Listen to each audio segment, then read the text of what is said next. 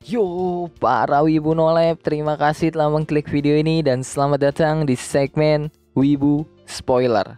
Di video Wibu Spoiler kali ini gue bakal ngebahas beberapa hal dari anime atau dari LN atau dari manga Tsukiga Michibiku Isekai Dochu. Buat lu pada yang pengen dukung gue lebih jauh, lu bisa donasiin duit jajan lu ke Saweria gue yang linknya gue taruh di deskripsi. Oke lah cuk ya, daripada gue banyak bacot gitu, mending kita langsung aja lah ke pembahasannya. Pembahasan pertama adalah nasib Kohai dan senpainya Makoto yang nembak Makoto. Buat yang cuma nonton animenya doang gitu kan, mungkin taunya kalau Makoto tuh cuma ditembak sama si Kohainya doang atau sama di kelasnya. Tapi sebenarnya tuh Makoto juga ditembak sama si senpainya. Jadi yang nembak Makoto tuh ada dua cewek. Ditambah mereka tuh primadona sekolah yang kalau orang zaman dulu tuh nyebutnya kembang desa gitu kan. Tapi karena Makoto merasa dirinya jelek dan gak pantas buat mereka, Makoto jadi menolak mereka berdua. Dan terus gimana gitu kan sama nasib mereka berdua sekarang? Jawabannya gue gak tahu. Gak ada pembahasan lanjutan tentang mereka berdua sampai sekarang. Apa mereka berdua bakal dikirim ke isekai tempat Makoto berada atau enggak, itu kan gue ya nggak tahu. Yang jelas sampai detik ini tuh belum ada kabar dari Kohai dan senpai yang nembak si Makoto. Sekarang kita ke pembahasan kedua. Apakah Towa bakal jadi pasangannya Makoto? Jawabannya kagak. Karena gitu kan, nanti Towa akan jadi pacarnya si Hazal, alkemis yang jadi bawahannya Makoto. Ya bukan cuma Towa doang sih yang bakal jadi pacarnya Hazal. Loisa dan Ranina juga bakal jadi pacarnya Hazal. Jadi bisa dibilang tuh Towa akan jadi bagian haremnya si Hazal. Pembahasan ketiga adalah dipanggilnya dua pahlawan badut ke isekai. Buat yang udah nonton video gue sebelumnya yang ngebahas Tsukiga Michibiku juga mungkin udah pada tahu gitu ya. Kalau nanti tuh si Dewi Bak bakal manggil pahlawan lain. Tapi buat yang belum tahu bakal gue jelasin lagi di sini. Jadi si Dewi Bak atau ya Dewi yang nendang Makoto tuh karena Makoto nggak ikemen gitu kan. Nanti dia tuh bakal manggil dua pahlawan lagi ke isekai. Tapi ya mereka bukannya jadi pahlawan malah jadi badut di isekai. Kedua pahlawan itu adalah Tomoki dan Hibiki yang keduanya pernah ketemu Makoto sebelum mereka dipanggil ke isekai. Hibiki pernah ketemu Makoto karena ya dia emang senpainya Makoto sekaligus ketua OSISnya Makoto di sekolah Makoto. Sedangkan Tomoki dia tuh ketemu Makoto waktu di dalam game. Maksud gue waktu si Tomoki sama Makoto lagi sama-sama main game dan ya mereka pernah ketemu. Yang dimana setiap Tomoki ketemu Makoto mau itu di dalam game atau di isekai pasti ya sial nasibnya Tomoki. Dan alasan kenapa mereka gue bilang badut karena itu mereka punya kekuatan yang OP, terus juga punya pengaruh yang luas di human dan juga memiliki karisma. Tapi sayang mereka nggak bisa memanfaatkan hal itu. Tomoki memiliki semua hal yang gue sebutin tadi. Tapi sayangnya aja gitu pemikiran dan mental yang dia punya tuh masih bocah banget. Kenapa gue bisa bilang gitu? Karena nanti Tomoki bakal ketemu sama Makoto dan Tomoe. Tomoki bakal maksa Makoto buat ngasih Tomoe ke dia. Kalau enggak tuh Makoto bakal dibunuh. Tapi itu malah ngesulut emosinya Makoto yang akhirnya Tomoki dipukulin Makoto sampai kena mental dan gak mau keluar kamar sampai berhari-hari. Dan dia juga terus ngirimin assassin buat ngebunuh Makoto karena ya dia gak mau ketemu langsung sama Makoto. Tapi alhasil semua assassin yang dikirim Tomoki mati semua di tangan Makoto. Sedangkan Hibiki dia punya semua yang gue sebutin tadi kayak karisma, pengaruh yang luas di human dan kekuatan yang OP. Ditambah dia juga punya mental yang kuat. Tapi sayang pemikiran yang dimiliki Hibiki itu rasis dan cuma bisa mandang satu sudut pandang aja karena ya dia biasa hidup sebagai orang kalangan atas. Dia nggak peduli sama ras minoritas, yang penting ya ras minoritas tuh harus ngalah sama ras mayoritas demi perdamaian. Dan buat Makoto pemikiran Hibiki itu suatu pemikiran yang goblok karena ya di situ kagak ada win-win solution. Yang win ya di situ cuma ras mayoritas saja, sedangkan ras minoritas harus menerima penderitaan. Dan karena pemikiran itu Hibiki jadi nggak dapet respectnya Makoto.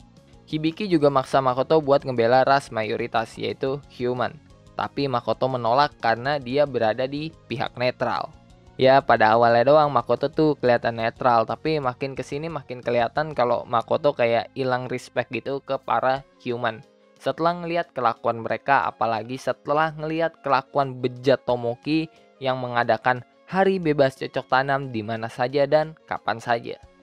Pembahasan keempat adalah pertemuan kembali Makoto dan si Dewi Bak. Si Makoto nanti bakal ketemu lagi sama si Dewi Bak karena dia diteleport secara paksa sama si Dewi Bak buat nyelamatin para pahlawan badut. Tapi Makoto nolak buat nyelamatin para badut. Sampai Makoto dan si Dewi Bak tuh membuat sebuah perjanjian. Itu juga karena paksaan para dewa lain kayak Susanoo, Athena, dan Daikokuten yang maksa Makoto dan si Dewi Bak tuh melakukan sebuah perjanjian. Makoto bakal nyelamatin para badut, tapi si Dewi Bak harus memberi skill komunikasi dengan para human yang sebelumnya diambil dari Makoto. Buat lo yang gak sadar atau buat lo juga yang belum tahu, di episode 1 Makoto itu diberi skill komunikasi untuk bisa bicara dengan segala makhluk kecuali human. Karena menurut si Dewi Bak, Makoto tuh bukan human, makanya skill komunikasi sama human milik si Makoto tuh diambil sama si Dewi Bak. Tapi setelah melakukan perjanjian, skill komunikasi dengan human milik Makoto bakal dibalikin lagi sama si Dewi Bak. Makoto akan mendapatkan skill komunikasi dengan human, tapi dia harus nyelamatin para badut. Selain itu, dia juga nggak boleh nyerang ras human, kecuali jika ras human menyerang Asora atau teritorinya Makoto terlebih dahulu. Ya itu karena si Dewi Bak tahu kalau pasukannya Makoto tuh bakal bisa ngebantai para human dengan gampangnya kalau dia ngebela ras non-human. Makanya untuk mencegah hal itu si Dewi Bak tuh ngebuat perjanjian biar Makoto nggak bisa nyerang human kecuali kalau Makoto tuh diserang duluan. Ya hitung-hitung si Dewi Bak mencegah invasinya Makoto ke ras human lah. Sekarang kita ke pembahasan terakhir sekaligus pembahasan utama. Tomoe dan Mio bakal jadi bagian haremnya si Makoto. Hal itu telah dikonfirmasi langsung di WN Chapter 305 yang dimana di chapter itu hubungan Makoto ke Tomoe dan Mio udah berkembang ke tahap cocok tanam. Kalau buat yang cuma nonton anime sama baca manganya doang mungkin belum tahu gitu ya. Kalau Makoto tuh sebenarnya bukan kuat iman, tapi kabur waktu imannya udah nggak kuat kayak di episode 9 animenya. Nggak tahu dia kabur buat kocok-kocok manja apa gimana gitu kan. Yang jelas pas ya udah nggak kuat Makoto bakal kabur gitu. Karena dia cuma mau ngelakuin ski di papap sama cewek yang udah dia pilih. Nah di chapter 305 akhirnya Makoto mutusin buat ngelakuin ski di papap ke Mio dan Tomoe. Pertama, Makoto bakal ngelakuin ke Mio dulu. Dan karena ini bukan seri Shin Maimo no Testament, jadi ya jelas adegan ski di papapnya ya di-cut lah. Dan setelah Makoto sama Mio tuh selesai berhubungan, Tomoe masuk ke kamar mereka. Yang saat itu Mio udah keluar kamar duluan. Tomoe mengatakan kalau dia tuh udah nunggu lama. Dan ya akhirnya terjadilah gitu ski di papap Makoto dan Tomoe. Hubungan Makoto dengan Tomoe serta Mio itu juga udah kesebar luas di Asora yang secara terang-terangan disebar langsung sama Tomoe dan Mio. Mendengar cerita dari Tomoe dan Mio, para cowok tuh langsung ngacungin jempol ke Makoto.